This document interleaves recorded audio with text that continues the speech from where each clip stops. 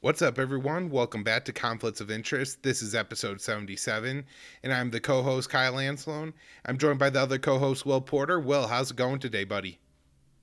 I'm great, Kyle. How you doing, man? Doing well. And, we've gotten actually some pretty great news in the past week, Will, and that is the Facebook page is really taken off. Now, me and Will have put in some work and create a lot of content in the past couple of weeks on that Facebook page to, start to try to get it to take off. But y'all have done an awesome job of hitting the like and share button. And, like, the numbers are up, like, the engagements are up 13,000%, the likes are up 8,000%. And Yeah. this is with Facebook taking away the button that you're supposed to have to be able to invite your friends, which I have a couple thousand libertarian friends on my Facebook page that I actively cannot invite. And so the Facebook page is doing really well despite some internal things at Facebook seem to slow us down a little bit. But if people want to like check that out, if you're still on Facebook, you haven't been kicked off yet, or you haven't gotten tired of it yet, make sure you check out the conflicts of interest page because we're doing a lot with that. The other thing I'll mention is that the Libertarian Institute fundraiser is still going on for 2021, well over halfway to the goal. There's matching donations going on right now. I want to mention that. And I talked to Scott today, and he says that he has hundreds of signed copies of his book that he's putting together and sending out. So, guys, keep buying those books. $50 will get you a signed copy of any of Scott's books. There's 100 $250 donation levels too for Listen and Think Audio and a Ron Paul Copper Coin. So check out, get yourself some great kit bats and support the Libertarian Institute. Also support the sponsor of the show, Paloma Verde. PalomaVerdeStore.com is where you go to get your CBD products. The real kind of CBD products that are, like vitamins that you take to make your life and your health better. They could help both mental and physical health, give you a little bit more clarity or spirits on the mental health side. Physically, they could clear up inflammation and pain, or the CBD with melatonin, Will said has helped with his insomnia. Now, the special on that is over, but you could still get yourself a pretty sweet deal if you use the promo code PEACE when you check out. I talked to Carlos this week. Him and his wife do a great job running that company. They've had overcome some adversity with the whole coronavirus thing. They have physical storefront out that they started just at the beginning of 2020. Of course, that hasn't gone on, but they've just shifted it online, and I see them going to a bunch of trade shows and stuff. So if you're local in San Antonio, you could probably go somewhere and find his products. But otherwise, PalomaVerdeStore.com, use the promo code PEACE, get yourself a discount.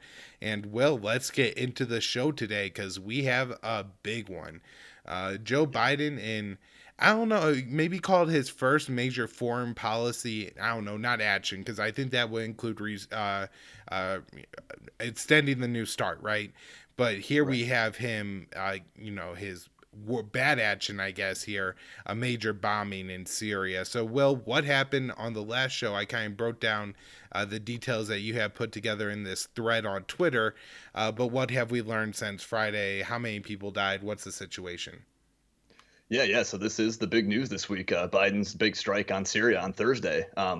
They launched a handful of airstrikes on a border checkpoint near Bukamal in Deir ez-Zor, which is in like far eastern Syria along the border with Iraq there. The casualty figures I've seen are kind of sketchy. Reuters, I think, reported 17 fighters may have been killed. They cited a source for that. The Syrian Observatory for Human Rights, who, I'm often skeptical of them. They're kind of a pro-opposition outlet. I think they said 17 fighters. I don't know if they've revised that since then. But it does look like definitely a handful of fighters, a dozen or two fighters were killed in this. And the Pentagon is saying they destroyed 9 buildings in this strike on this like border checkpoint area. Um, and the administration claims that these strikes targeted Iranian-backed militia groups, namely Kataib Hezbollah, which is like the same group they've been blaming basically for every rocket attack in Iraq for a while now. And they are saying that this was in retaliation for a couple rocket attacks in Iraqi Kurdistan over the last week or so. I think one American soldier was wounded in one of those, and it killed at least one foreign contractor. So that's, of course, how this is all being framed as a strike on Iran, is that it was an Iranian-backed militia group. So that's what you're going to be hearing almost in all the media coverage about how, this is hitting back at Iran. Though, as you pointed out in a recent show, these groups are not these militia groups. They're not purely puppets of the Iranians. They're often, they're aligned ideologically and religiously. Certainly, they have, the same goals and the same interests. I assume there's some level of coordination and maybe training and arming and stuff, or funding, I should say. But whenever the Pentagon says this kind of stuff, they never feel the need to cite any evidence. They just, it's just taken as a foregone conclusion that anything one of these militias does, that's Iran, period. And Iran, for its part, has denied any connection to these the Erbil rocket attack or the other recent one. So that's their publicly stated positions. They had nothing to do with all this. It was kind of interesting. There was some early reports from like some open source analyst people on Twitter who, you were looking at it now, Aurora Intel, the people who are watching the video, they seem to have got a lot of details correct before they were verified. Like before any of this was confirmed, they were reporting, Aurora was, blasts near a border crossing in Al Bukamal in Syria. That was correct.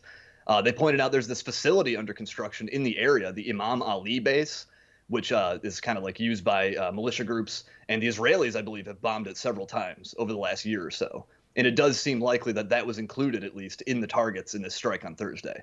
So they got quite a few details correct, like very early on, it seems. And there actually have been some satellite photos, too, that, if people are watching, they can see of the area that was struck. You can see some of, like, the aftermath of the strikes. I'll let you jump in. If you had any other details. Some of this, the reporting, like the stuff on casualties, has been kind of sketchy. I don't know. Did you see any, like, solid figures on that yet? No, I did. I saw the number ranging from, I think the U.S. said one at a point, all the way up into the mid 20s. So, I mean, the 17 number sounds very possible to me. I guess, it wasn't hundreds and it wasn't, one or two or three people. So, somewhere in between there, I guess that number doesn't matter. As you say, the group Complete Hezbollah said they didn't carry out the attack. Looking at a map here, Will, of Syria, the attack occurred kind of where at the point where the Euphrates River hits Iran or Iraq from Syria. Would that be a good way to describe it? And then, this is kind of where the Syrian Arab Army territory comes up with the U.S.-backed Syrian Kurdish territory. But within that, I guess some of these other Shia militia groups are able to operate and control some territory. And the U.S. carried out an attack against them. But this is an awful long way. Now, looking at a map of Iraq from where Erbil is here in Iraqi Kurdistan, this is quite a distance away. Will I guess the U.S. government claims that there's intelligence linking the two, but have they put anything out, or is it just pretty much we say that there's the intelligence? I guess this is where we could get into the U.S. justification for the attack. Yeah, I mean, as far as I've seen, it's just the same old stuff. I mean, that we've seen, under the Trump administration for years, they would just like blame these, they'd blame these rocket attacks on Iran, saying that it was through these militias. And, I don't doubt that these militia groups have the incentive and sometimes even do carry out these rocket attacks. It's just the fact that the Pentagon never feels the need to ever explain or justify any of this stuff. They just claim that, the intelligence shows it, and we don't really get anything substantial to prove it. So I would demand evidence when they claim these types of things. Right. And then I guess the other point, Will, is that when you would think of self-defense, you would think of defending the American homeland. But here, there's absolutely no risk at all, right? There's no assertion that this group is going to carry out some kind of attack against the United States of America. It's only that they're claiming that this group could target U.S. forces that are in Iraq. And so it seems like the real easy solution is just to get U.S. troops out of Iraq. Yeah, absolutely. And yeah, that was their sort of rationale. This was self-defense because we're defending U.S. interests and U.S. forces in the region. But, U.S. forces stationed thousands of miles away from home in sort of like, I mean, I guess the Iraqi government, to some degree, approves of our presence there. But, the Iraqi parliament certainly isn't a big fan of it. So, it's a controversial foreign military occupation. It seems like a bit of a stretch to say this is self-defense. Yeah, I completely agree. Now, another thing I wanted to mention, Will, is about a week and a half ago on the show, I had Joanne Leone on, and we talked about what was going on with NATO and how they were deploying 4,000 additional troops to Iraq, and how this could essentially set off a cycle of violence and escalate the situation. We've certainly seen 2 additional rocket attacks in Iraq since then. Of course, there was the first attack that killed 1 person. That was in Erbil, as you mentioned. That was a Filipino contractor, they now say. But they also say that rockets hit a base that was housing U.S. contractors, and then a rocket attack in the Green Zone. And so now you have the U.S. Firing back against this Iraqi militia in Syria. And I don't know. I mean, don't you see this as kind of the predictable cycle of escalation that's kind of been going on in the Middle East because of the increasing Western troop presence in Iraq? Yeah, I mean, absolutely. These strikes, I mean, like the last several years, we've done several of these one-off strikes against these militia groups, and it doesn't seem to stop the rocket attacks. It doesn't seem to actually have that outcome, as they always say, that, well, we're showing them who, we're the boss and who means business, and that they can't hit us. But they seem to not be really deterred by this. It seems to just sort of drive, like you're saying, the cycle of escalation and violence in this region.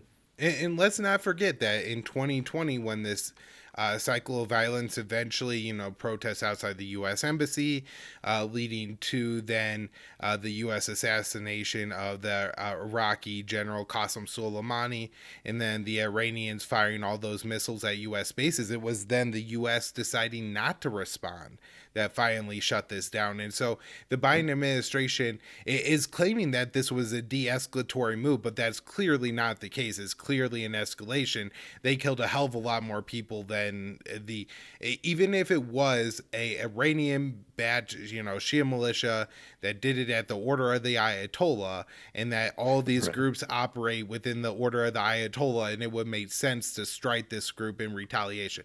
Assume all that is true, it's still an escalation from what was happening before. Yeah, absolutely. And there's all this like a lot of the press coverage right now is saying how like, oh, how carefully calculated and to not escalate this was. This was so de-escalatory because he chose to do it just over the border in Syria. But I don't see how that makes much of a difference if either way you're blaming Iran, saying this is striking back at Iran. It seems like that would escalate tensions just as much as bombing a militia group in Iraq. At least comparably. I'm not sure how that's so carefully calculated to avoid escalation. You know, and it just doesn't seem that's true either. I mean, like last week we actually talked about how on the nuclear deal front, the U.S. sort of said it's willing to negotiate in these EU brokered talks with the European parties of the deal to sort of revive the nuclear deal. And the Iranians had said since then that like, yeah, we're studying and we're considering that offer. But they've since come out after the Syria strike and said, no, that's off the table now. We don't think talks would be appropriate.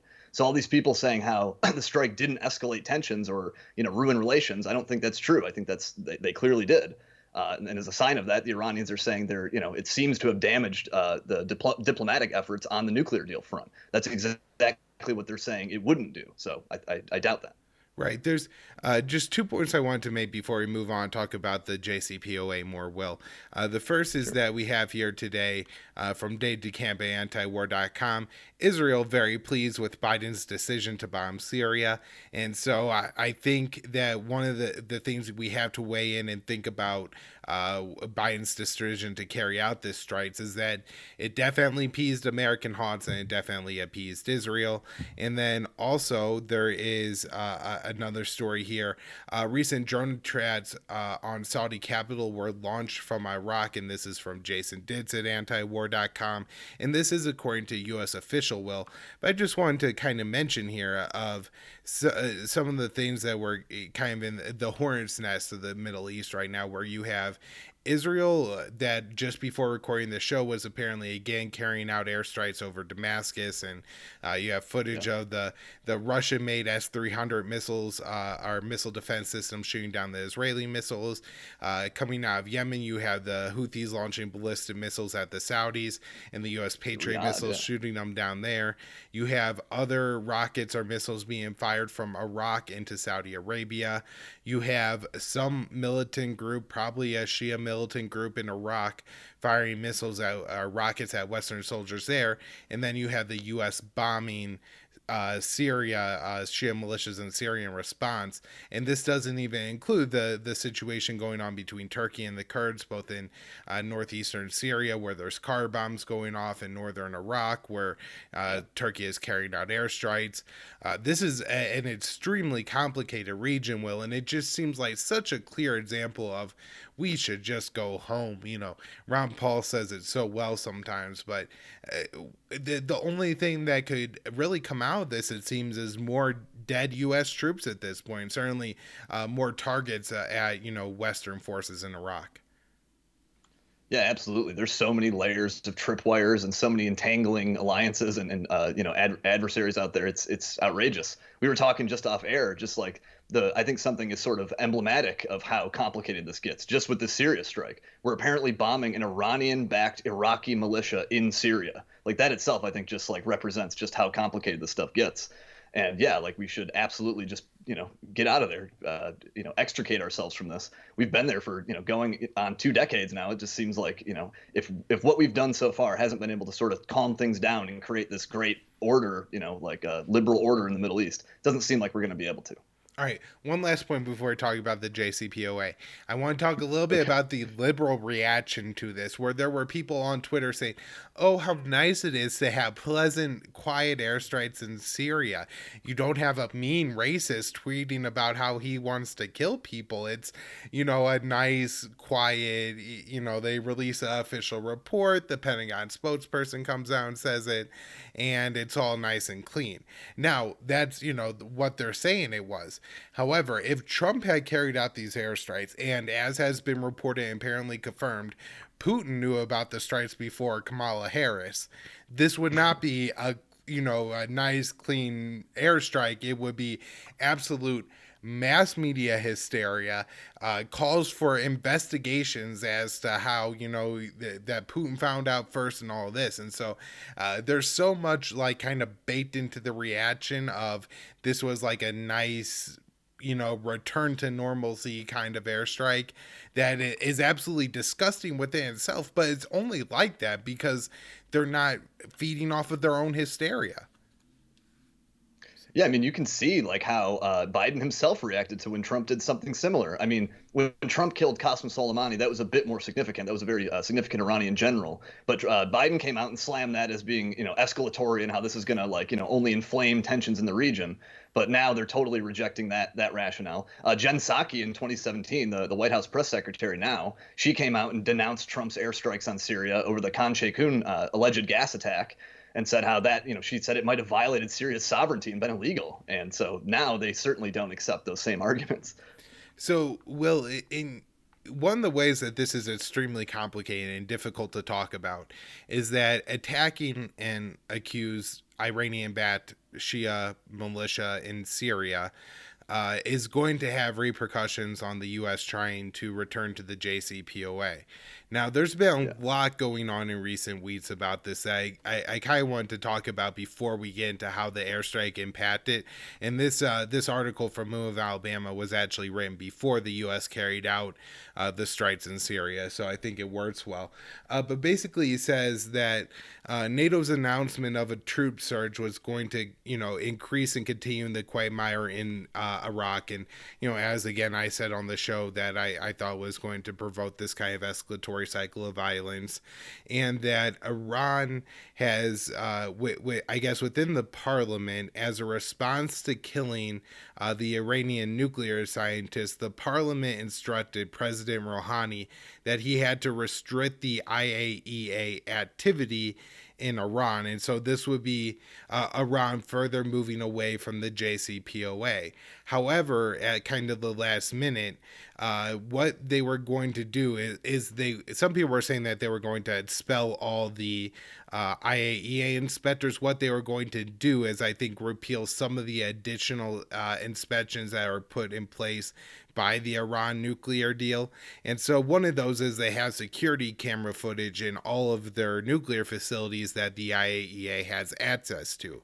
Now, they were supposed to turn this off according to the law produced by Parliament, but actually what Rouhani agreed to was that the IAEA can have access to all of this they're going to continue to have the cameras on. They're just not going to, I guess, give it directly to the International Atomic Energy Association.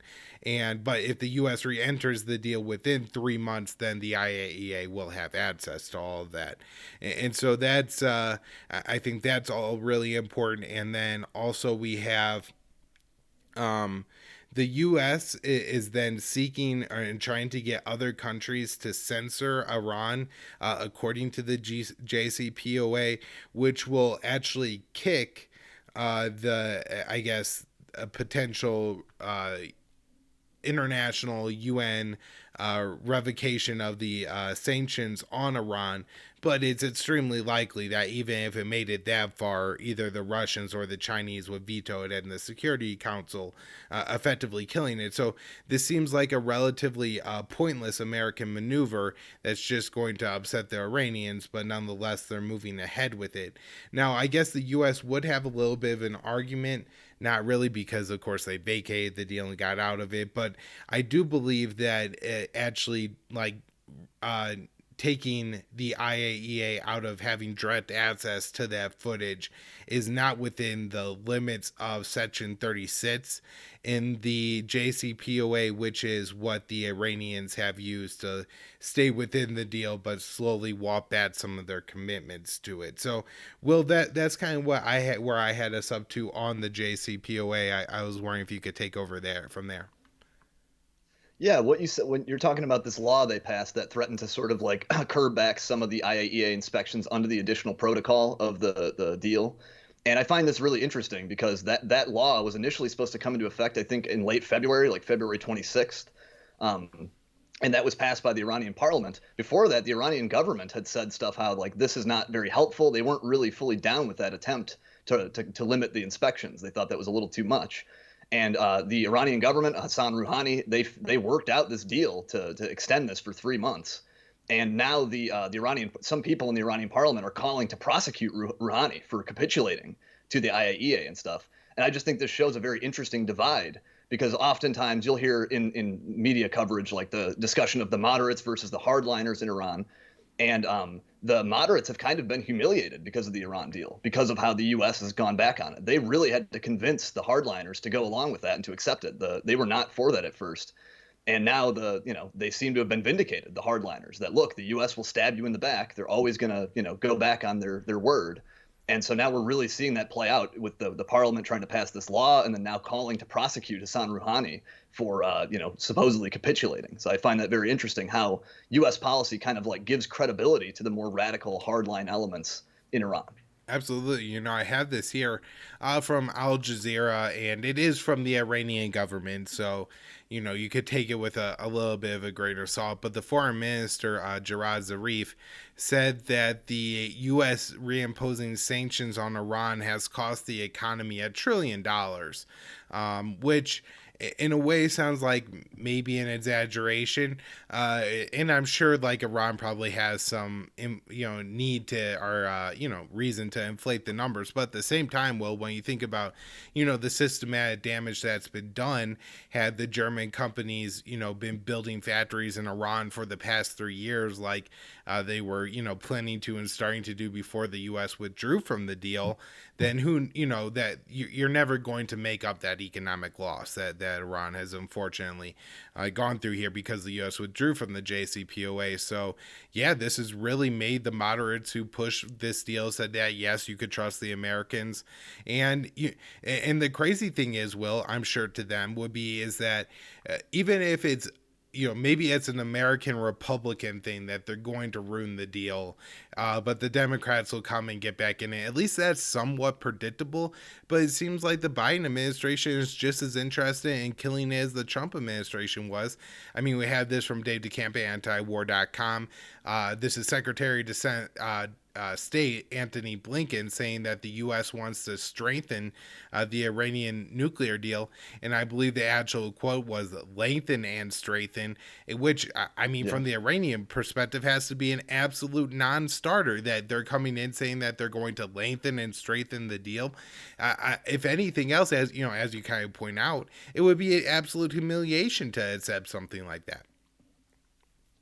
Yeah, I mean, I think the Iranians just straight up see this as the U.S. just trying to get it to capitulate to every American and Israeli and Saudi demand now. They're going to strengthen and lengthen to deal with all these other unrelated issues, which were previously non starters. We saw this when Obama was first negotiating it. He tried to include things like their ballistic missile program, and they rejected it. So, you're right. I think this is absolutely a poison pill for any kind of revival of the JCPOA. Right. And I think just to add to that, Will, and we've talked about this on the past on the show, for people who said that this sounds unbelievable that the Biden administration would be doing it, it's because they just don't understand and didn't learn the lesson from 2015, where they, for some reason, have convinced themselves that it was actually the Iranian the maximum pressure campaign that the Obama administration was waging against Iran actually forced Iran into the nuclear deal, when in reality it was the Iranian enrichment program that forced the Americans to the table and let them That's agree right. to a deal that lifted international sanctions, set up a time span to lift the international weapons embargo, and still allow the Iranians to enrich uranium. Another thing I want to note here is that the Iranians have put out that their patience is not unlimited when it comes to this issue. And I mean, the situation is, and everybody pretends in the mainstream media. So I thought it was something important to talk about, that the U.S. and Iran could, take their time and negotiate, or if Iran is getting out of the deal, it's because they're breaking the deal. But in reality, the U.S. has already left this agreement. So at some point, the Iranians, if they're intelligent, they'll leave it too. Because why? If you have a landlord and you're paying him rent every month and he unfairly evicts you from the apartment, you're not going to keep sending him rent. And that's what the kind of the expectation for the Iranians to continue doing is here, and it's such a joke. And the way the narrative is set up in the U.S. is so unfair, and it creates the perception that the Biden administration could do something good, when in reality they're just screwing with the deal that was already decent to start with. Yeah, absolutely. Yeah, I don't know what would be in it for Iran at this point to stay in. Their whole motivation was sanctions relief, and if they're not getting that, then what reason would they have to stay in the deal? Like you said, it's a totally one-sided thing.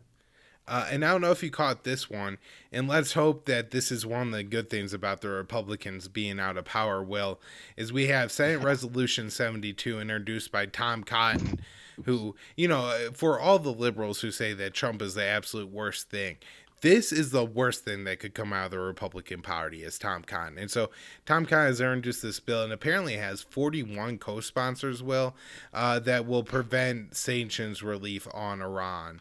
And so I was looking at the list, and there's an awful lot of names here. I didn't see Rand Paul on it, so that was the good news. But there's a whole bunch of Republicans that are going to put absolute pressure possible on the Biden administration to not lift sanctions. Now, you know, uh, Biden should just throw it in their face. Like, Trump should have invited Putin to D.C. and signed a big international agreement to get rid of 500 nuclear warheads on each side or something like that.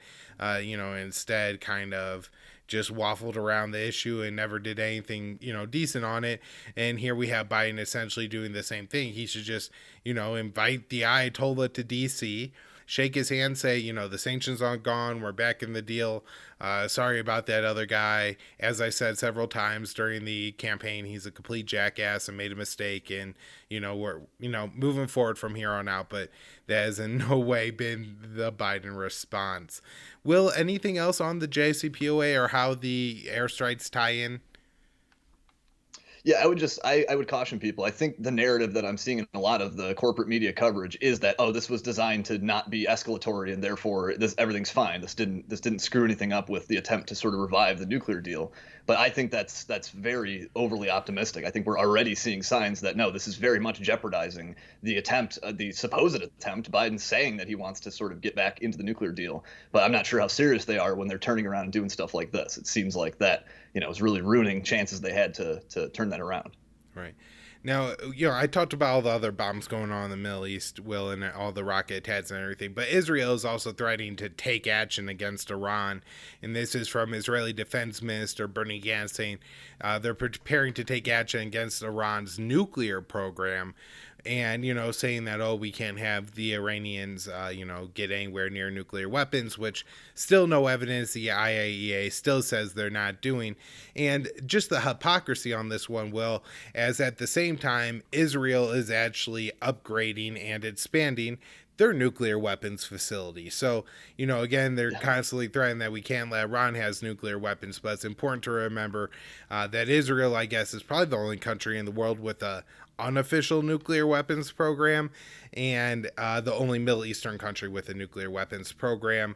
The one other news story I want to mention is just that the U.S. is returning to the UN Human Rights Council, and what they're going to do there, Will, is eliminate a disproportionate focus on Israel. And so this is one of those things, right, where you have the liberals absolutely celebrate the return to the Human Rights Council. Oh, Biden's return to the Human Rights Council. He's such a much more decent person than Trump. And on the face of it, it kind of sounds true, right? Like, you're caring about human rights. Like, this is probably about making sure women in Afghanistan aren't getting stoned to death. Nope.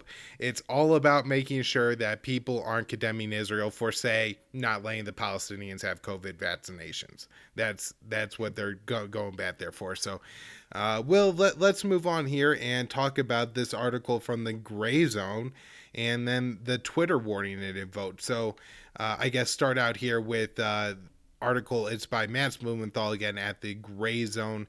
For people who aren't watching, Reuters, BBC, and Bellingcat participated in covert UK Foreign Office funded programs to, quote, weaken Russia, leaked documents reveal.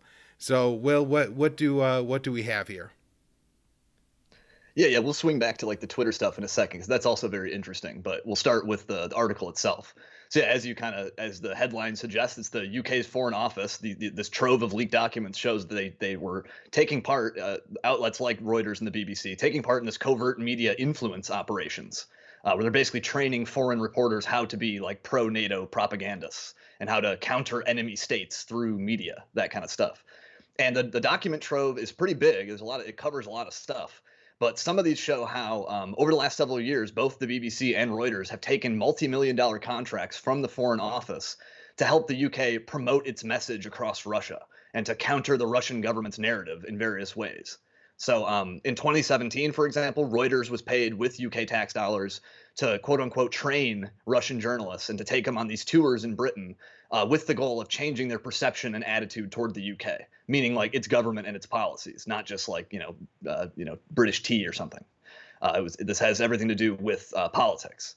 Reuters did the same thing again in 2019. And in that time, the deal was for them to create a network of journalists in Russia to, quote, counter the Russian narrative and, with pro-UK government talking points. And the documents also have Reuters itself saying that they had arranged 10 similar training tours in the past in coordination with the British embassy in Moscow. So they're doing this a lot. They're doing a lot of like coordination through the British like security and government apparatus to train foreign reporters. So-called training. And a lot of the commentary that we have from Reuters and the BBC on this comes from them like explaining why they should get these contracts. So we have a lot of very candid sort of like statements and admissions of them kind of boasting about things they had done previously and like why they'd be a good fit for these projects. That was why Reuters had said that, oh yeah, we arranged 10 of these tours previously. Right, and I think they also were bragging about like having 400 journalists or 400 or 500 journalists in Russia.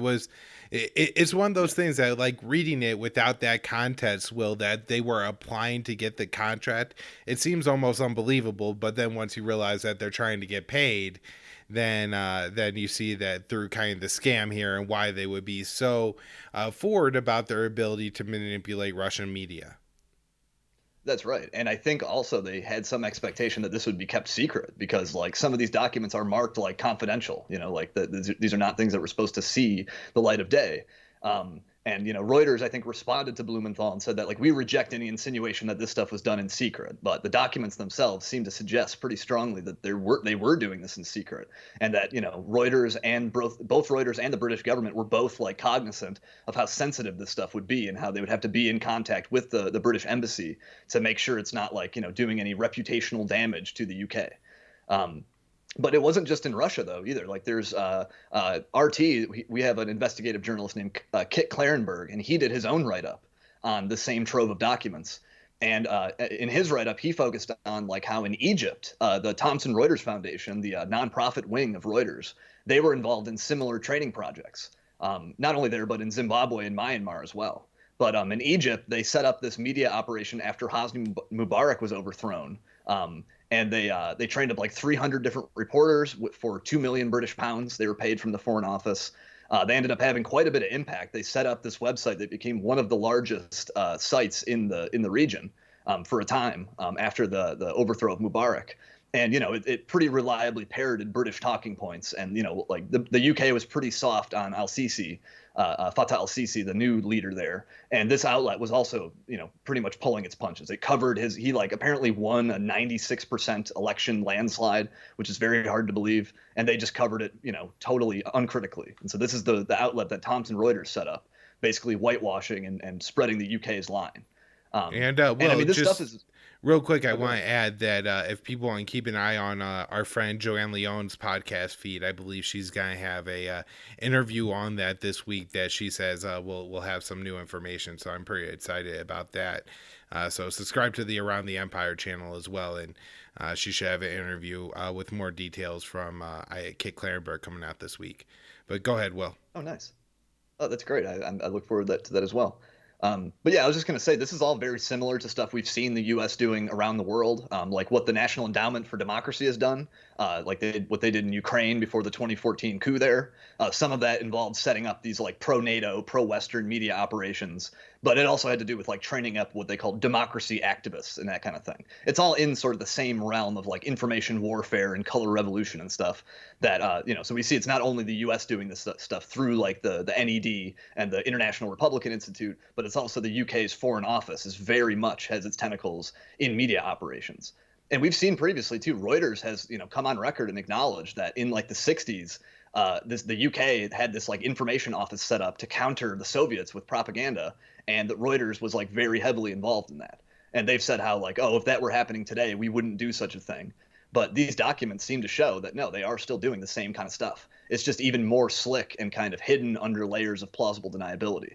But this is kind of stuff that intelligence agencies would be doing. Right. So this is a pretty powerful trove of documents here, Will, and it seems to reveal at least some real questionable activity by very mainstream media outlets. I mean, BBC and Reuters specifically are relied upon by a lot of people to, for the news. I mean, I read Reuters a lot, and people Yeah, read me the too. news roundup know that like there's a lot of links to Reuters in there, but I don't read it as this is exactly what's happening. I read it with that this is the empire's narrative. I think it's important to Right. remember that when you're reading Reuters, and that's certainly more official now. But this is a huge story, Will. It really is, and it's really important. Are there any other details of the story you want to talk about before we get into the Twitter warning? No, I would encourage people to go read it. It's a very long write-up. There's all kinds of detailed stuff in there. But like, yeah, the general gist is that yeah, the UK's Foreign Office has been, its tentacles have been in all these mainstream media outlets. Reuters being a very seen as very credible, and they're sort of like, spinning. I'm sure some of the content of their reporting, I'm sure it doesn't stop with them training foreign journalists. I think we have to be a little more suspicious about all of it. But yeah, I would encourage people to read Blumenthal's write-up and Kit Clarenberg's as well. Yeah. So one of the things about that, Will, that I wanted to mention is just it is a long article. It has kind of a long, wonky sounding title like Reuters, BBC, and Bellycamp. People probably don't understand like why is it two journalist companies and then arms manufacturer are the people who make bottle rockets or something. I don't know what Bellingcat, right? I mean, you got that kind of thing going on with the title of the article, and then Twitter slapped a warning on it. And apparently, this is I heard an interview with Aaron Mate and Mads Blumenthal, and they were saying that it actually accelerated the reach of the article, but it did add this pretty nasty looking label on the tweet. So let's talk about that. Yeah, I mean, so this story like was, very detailed and interesting, seemingly based on credible documents. Certainly, nobody that I've seen has challenged or challenged whether they're genuine. But on Wednesday, Twitter arbitrarily decided to add this label on anyone tweeting out the Gray Zone story, warning that it might be based on materials obtained through hacking. And Blumenthal acknowledges in the story that the docs very well may have come from a hack. A group calling itself Anonymous leaked them out earlier this month. It's not really clear how they got them, but hacking is definitely not ruled out, and it may even be sort of a likely explanation. But this isn't super unusual. Like, a lot of journalism out there has been based on, like, journalism people consider credible has been based on documents of sort of unclear origin. Like, the New York Times scoop on Trump's tax returns. I think no one really knew the origin of where those came from, yet no one really, no one could find any reasons to challenge whether those were credible, as far as I know. Maybe you know something about that I don't, but I think those documents were legit. As the great Dan Cohen, another journalist, pointed out, The Intercept recently had a story based on this big leaked trove of documents on China. Twitter didn't hit that one with a label. But as Cohen pointed out, the difference there was the Intercept story kind of made China look bad, and this one from the Gray Zone makes the UK look bad. So is Twitter making a distinction there? Is that the reason why this one suddenly got hit with this label? And I mean, the label itself is completely pointless. Like, what is this supposed to warn people of? What are they supposed to, Blumenthal acknowledges that the docs may have been hacked, but what does that mean? Why do you have to warn readers of that? That has nothing to do with the credibility of the story. In many cases, hacked documents are considered more credible because, like, they came from the horse's mouth. You're getting things directly from the source. So it doesn't really make sense why they would have done this, other than to make the story look like it's questionable and disputed and radioactive. So it just seems like they're sort of like, they're sort of editorializing with this by attaching this label. As far as I know, the label's only been used twice ever. There was as we all remember, the New York Post story about Hunter Biden and Joe Biden and their business dealings, where the Twitter invoked this hacked materials label to block that story. They outright blocked people sharing that link. And then there was another one in Italian media about a COVID vaccine that was apparently based on hacked materials. But as far as I know, that's the only times that they've invoked this label. And now suddenly they're slapping it on the Blumenthal story. It's very strange. It almost makes you think that they're just part of, like, NATO itself. They're just like, a wing of the State Department. And in fact, on Tuesday, Twitter came out. Yeah, you're going to mention this, eh? Twitter came out on Tuesday and they said they had banned this big network of Russian accounts. Not for spreading disinformation. I don't think they accused them of doing that, but for undermining faith in the NATO alliance. That's why they banned these accounts. So apparently Twitter is saying, if you do that now, if you undermine faith, like it's like a religious institution, but if you undermine faith in NATO, Twitter might ban you now, which I just found absolutely incredible. Right. Well, first of all, it's interesting that it's a charge that means anything, undermining faith in NATO. I mean, Trump got accused of that and it expanded NATO, so I don't even know what that means. But one of the things that I want to bring up, Will, is that I'm not glad that this happened to Matt's article, but I am glad that if it were going to happen, it did happen to him, because the Gray Zone is a big enough outlet where they could, like, really play up on this, where him, Aaron Mate, and the rest of the team over at the Gray Zone, they're serious journalists. Like, they're not somebody posting on their Substack or Medium or something like that, where I think where if you don't have a name, this kind of thing could really deter people and just make your content look scary. Where it happened with Matt Blumenthal, they got a huge following. They were like figured out that you could make it just the URL show up, and then you could post a picture, and they would still come up that way. And so they are like making funny memes with it and stuff. But when it happens to like a smaller outlet, I think people will just ignore it. And it kind of reminds me of the same little thing flag that they put on one of my Facebook posts, where it just, it didn't say that I lied or that I said anything wrong. But when you tried to share my article, it did mention that the post mentions COVID-19 and directed people to go somewhere for COVID-19 information, and then had, that was from the Libertarian Institute and everything else. But that you had take this extra step to share the article, what I thought was like quite disturbing. And I thought for somebody like myself and you who don't have the wide reach of a Gray Zone, this kind of thing seems pretty dangerous and a good deal of censorship. And so, again, I'm glad it happened to them, and hopefully we could mock this thing out of a distance completely. Yeah, I mean, public pressure did get Twitter apparently to reverse their policy, because people were pissed when they first blocked that New York Post story. Twitter eventually came out and said, like, no, okay, sorry, we're revising this. We won't block stories on this basis anymore.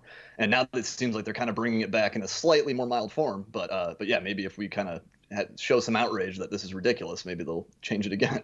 Right. You know how likely that is. Right. Or yeah, again, I think mocking it's pretty effective, because if we get it to not if it's not effective in censoring people, right? Or if it becomes like Yeah. a badge of honor now that it's happened to them, I think if it happened to us, we could be like, "Oh, hey, look, we're like the gray zone." And that would actually probably increase the reach of what we're doing here. And so I think it Right. could work out to be a positive now.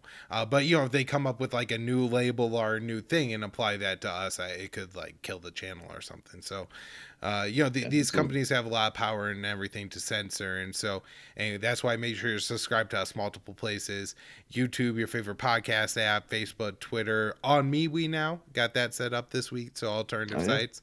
But Will, before we wrap up here, unless you have anything else on that, I did want to talk Oh no. about David Perdue and cops actually getting away with murder once again.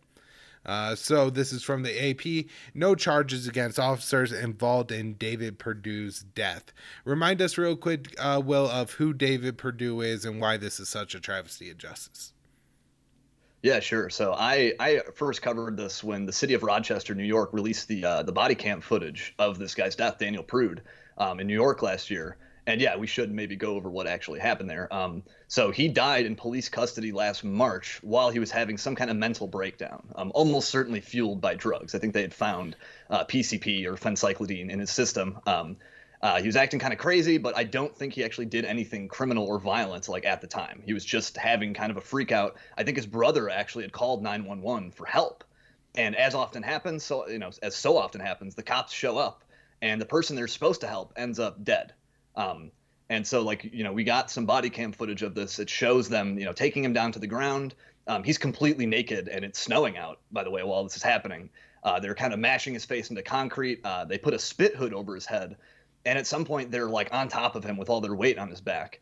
And as we've seen, in several different cases, the guy loses consciousness, and in this case, he later died in the hospital. But a lot of times they'll just die right there on the spot. With all this weight on their back, they're on drugs, they're having a freak out. This is not that uncommon, but yet it keeps happening.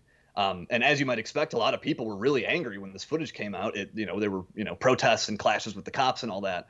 But this week, people are again mad because a grand jury has decided that nobody should be indicted in this case. Like all the cops are basically off the hook.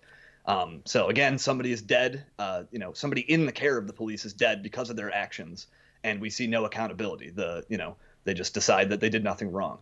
I did see the U.S. Attorney's Office in New York they're saying that the feds will be doing their own review of this case, and so they might take their own action. But I kind of don't expect them to after this grand jury came out and said, that they don't think the cops should be charged. Right. Well, this is another example where I'm guessing a lot of the problem is the prosecutors who are, I guess, in the role of convincing or talking to the grand jury about placing charges on the officers are friends with the office. I mean, prosecutors are Yeah. essentially cops in suits, right? And so I don't understand, how it's supposed to work. How we're supposed to think that they gave it their all to convict this guy. Now, had I said his name wrong, Daniel Prude, attacked and killed an officer, then there would have been no end to the lengths the prosecutors would have gone to to convict him. And I don't know if New York's a death penalty state, but the most extensive punishment under the law: a cop gets killed, the prosecutor goes for it. Cop kills somebody. We talked about this with the Breonna Taylor hearing, and them deciding not to put on charges on the cops there. Seems like a very similar thing where maybe they just didn't try hard enough.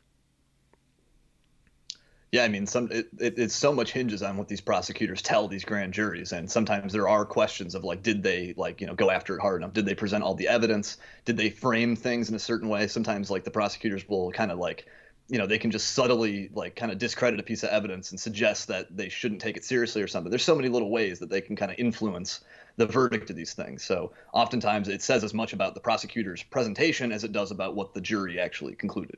Right. Well, the I guess the saying was a few years ago, at least, when the whole Michael Brown thing was happening. You remember a grand jury would convict a ham sandwich. that it was like Yeah. so easy, the standards were so low to get them to put charges on somebody in a grand jury that you could get to put a ham sandwich. Well, apparently if it's a pig they won't do it, but a ham sandwich they'll go ahead and put charges on. Will, I did want to mention quick here, there's a write-up by CNN on Aurora police did not have basis to stop, frisk, or restrain Elijah McClain, investigators find. And so this is a police killing from quite a while ago. Elijah McClain died in August of 2019, but didn't actually. I don't think his name was like really mainstream until the summer of 2020 after the death of George Floyd. The protest, the Black Lives Matter protest in Denver, Aurora, the surrounding area, really took up Elijah McClain's name. And there's this pretty terrible footage of him before he dies, where he's kind of just mumbling on, saying like, "Oh, I'm just a nice guy. I don't want to hurt no one."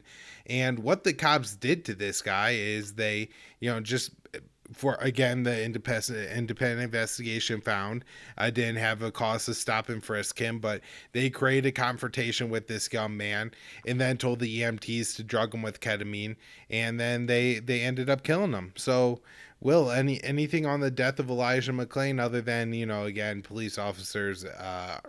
I believe are going to be held responsible for this one, even if this independent report does show that they acted incorrectly.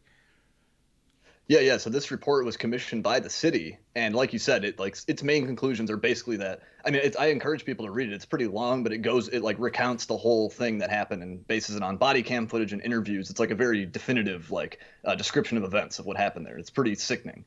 But the report basically found that the cops were unjustified on every step along the way. Not only did they have no valid reason to stop Elijah McClain in the first place, but like they had no legal reason to detain him. They had no reason to try to search him. They had no reason to arrest him. But they did all this stuff anyway. And the report also found that the police department's own investigation into his death appeared designed to exonerate the police. The investigators phrased their questions to get just the right kind of responses, using just the right legally relevant jargon about how they feared for their life and all this stuff to get them off the hook. And based on that internal investigation, the local DA decided the cops did nothing wrong. Of course, imagine that. And actually, the only cop to have any discipline in this, there was one cop who was fired, but it was because he and other officers were found to be joking around about how they basically murdered this kid. A few of them were at the site of Elijah McClain's memorial, like the site where he was basically killed. He later died in the hospital too, but nonetheless, where he was choked and stuff. And they reenacted a chokehold, and they took a picture of themselves, like a selfie, doing that. And the other cop responded, "Ha ha," and for that he was fired. But that's the only cop to have been, to face any discipline in this, because he was joking around about this kid's death. So that's basically the deal with this report, is that the cops were not justified at any step along the way. But it doesn't look like there's going to be any repercussions. There's not any charges filed. McClain's family has filed a wrongful death suit, but even as the city commissioned this report into this killing, they've been fighting that case, and they're trying to get it dismissed. So I don't know if that's going anywhere. One of the things that always cracks me up about that, Will, isn't that it's going to be.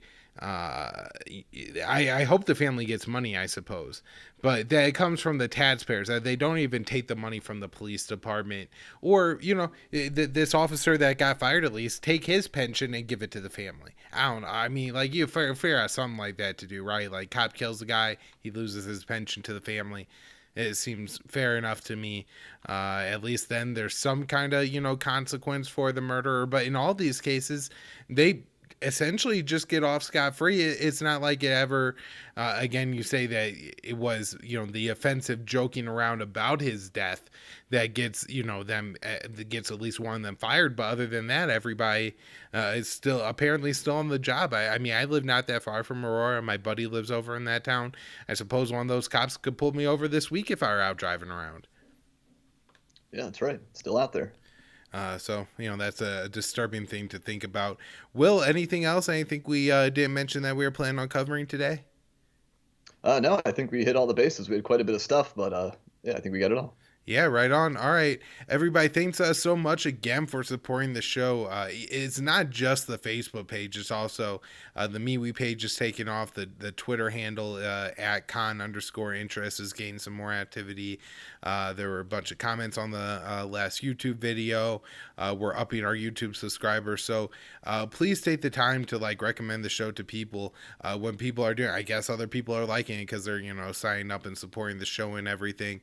You could support the show directly either at Subscribestar, Patreon, or we have wallet links to Bitcoin and Bitcoin Cash in the show notes if you want to have some other kind of crypto.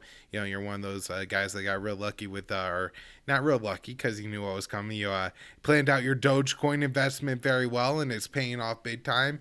You want to kick us some Doge? Let me know. I'll figure out how to take your Dogecoin. So anyway, support the show, subscribe to the show, share the show, and we really appreciate everybody for watching. Will Porter on Twitter. I'm at Kyle Anslone _. Thanks again, everybody. Thanks, Will. Thanks, everyone. See you, Kyle.